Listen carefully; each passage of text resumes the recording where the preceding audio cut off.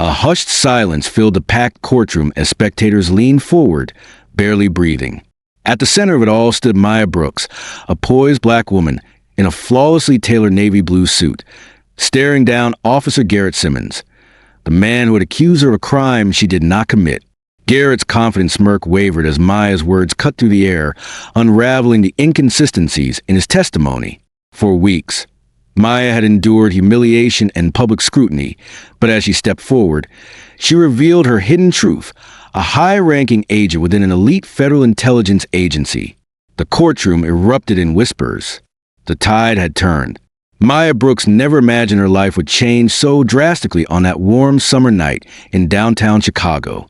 The city pulsed with life, neon lights reflecting against the pavement as she walked home from a dinner celebrating her best friend Dana's birthday.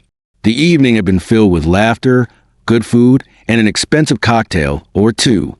She clutched her purse, her phone buzzing with messages from her fiancé, Daniel, who was away on business. If all went well, she'd be home in 20 minutes. Then she heard it, the sharp, authoritative wail of a police siren. Maya's heart pounded as she turned to see a patrol car creeping up beside her. Officer Garrett Simmons, a towering, broad-shouldered man with a hardened expression, stepped out. She froze, sensing that something was off. "Ma'am," he said, his tone sharp. "Stop right there." Though she had done nothing wrong, a faint spike of anxiety crept up her spine. Years of experience had taught her to trust her instincts. Raising her hand slightly in a non-threatening gesture, she asked, "What's going on, officer?" Garrett's eyes narrowed as he circled her, shining his flashlight directly in her face. "We got a report of a woman matching your description, causing disturbances in the area." Maya's jaw tightened. "I just left a restaurant downtown. You might have the wrong person." He ignored her words. "I need to see some ID."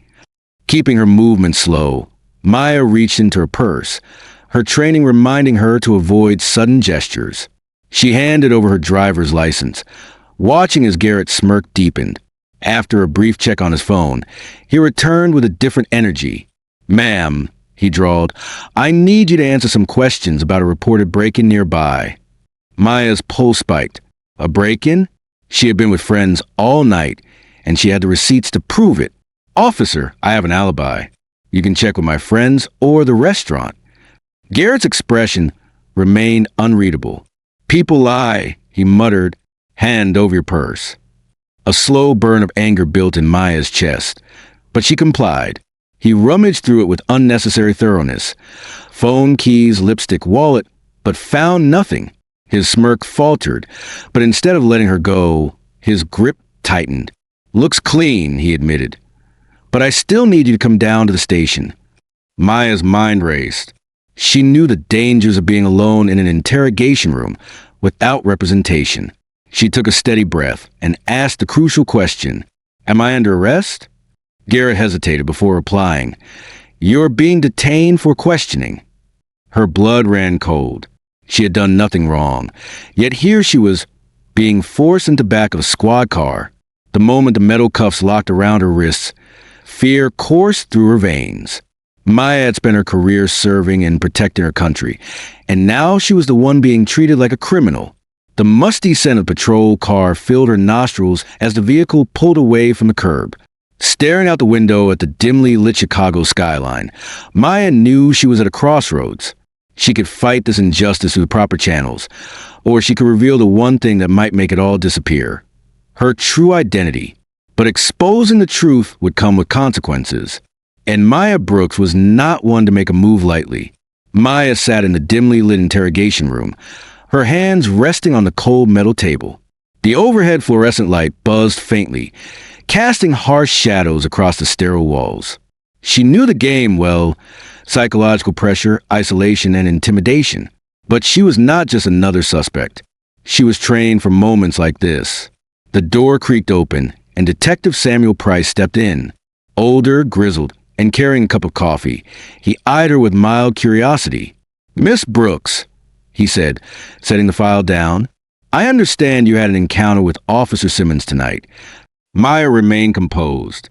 "I was detained without cause," she stated. And I want my lawyer. Price exhaled, rubbing his temples. Look, I just want to get the facts straight. Officer Simmons said you resisted arrest. A sharp laugh escaped Maya's lips. I asked if I was under arrest, and the next thing I knew, I was in cuffs. Price leaned back, flipping open the file. Your record is clean. No priors. A stable job. Doesn't make sense why you'd be involved in a break-in. Because I wasn't. Price studied her for a long moment, then nodded. We'll be verifying your alibi. He stood, leaving the coffee untouched. Sit tight. Maya watched him leave, her pulse steady. The real fight had just begun. Hours stretched into what felt like an eternity in the interrogation room. Maya remained still, her mind calculating her next move. The door swung open again, and this time, Officer Garrett Simmons himself walked in, his expression a smug mixture of triumph and condescension.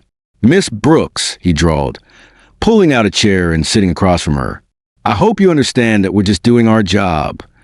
Maya met his gaze steadily. Your job involves falsifying reports and detaining innocent people. Garrett smirked. You fit the description. Maya inhaled deeply. I have an alibi. I was nowhere near any crime scene. You know that, don't you? Garrett leaned back, stretching out as if he had all the time in the world. That remains to be seen. In the meantime, we're holding you for further questioning. Maya knew this game too well. I want my lawyer. Garrett's smirk faltered slightly before he stood. Suit yourself. He knocked on the door, and another officer stepped in to escort Maya back to the holding cell. As she sat on the bench in the cold, sterile space, she knew one thing for certain. She wouldn't be in this situation much longer. Her truth would come to light, and when it did, Garrett Simmons would regret ever trying to frame her. The next morning, Maya was led into a different room, this one occupied by her attorney, Lisa Caldwell, a sharp, no-nonsense woman with a reputation for tearing apart baseless charges. She wasted no time getting to the point. Maya, they have no case, Lisa said firmly. Your alibi is rock solid, and there's no evidence tying you to this break-in. They're fishing. Maya nodded. I figured as much. So what's the plan? Lisa glanced at the file in front of her. They're stalling, trying to intimidate you. We're filing for immediate release due to lack of probable cause. Relief washed over Maya, but she knew this wasn't over. And Simmons? Lisa smirked. Let's just say we'll be digging into his record. If he's done this before, we'll find it. Hours later, Maya walked out of the precinct, the tension in her shoulders easing as she inhaled the fresh air. Waiting for her was Daniel, his expression a mixture of anger and relief. Are you okay? He asked, pulling her into a tight hug. I am now, Maya murmured. But as she looked back at the police station, she knew this was just the beginning. She wasn't going to let Garrett Simmons walk away unscathed. He had underestimated the wrong woman. Maya sat at her dining table, sifting through legal documents while Lisa worked on her laptop. The air in the room was thick with determination. They were no longer just fighting a false charge. They were uncovering a pattern. Lisa clicked her tongue as she scrolled through the records. There it is, she said. Simmons has been accused of misconduct before. Multiple complaints were filed against him. Racial profiling, excessive force, but they were either dismissed or quietly buried. Maya leaned forward, which means someone's covering for him. Lisa nodded. We need to bring this into the light. If we can get even one witness to speak up, we have a case against him that goes beyond just you. A surge of determination coursed through Maya. Then let's find them. With Lisa's help, Maya tracked down a man named Andre Phillips, whose complaint against Simmons had disappeared years ago.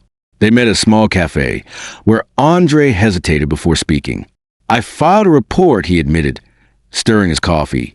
But nothing came of it. They said there wasn't enough evidence. And then suddenly, the footage from that night was lost. Maya exchanged a knowing glance with Lisa. Would you be willing to testify if we take this further? Andre hesitated. But after a long sigh, he nodded. Yeah, I've stayed silent for too long. Maya felt a spark of hope. Simmons had hidden behind the system for years, but his past was catching up to him. The more Maya and Lisa uncovered, the more obvious it became that Simmons wasn't acting alone. The missing footage, the dismissed complaints. Someone higher up was protecting him. One night, Maya noticed a black SUV parked across from her apartment. When she stepped onto her balcony, the vehicle pulled away. A chill ran down her spine. She wasn't just exposing Simmons anymore. She was shaking the foundation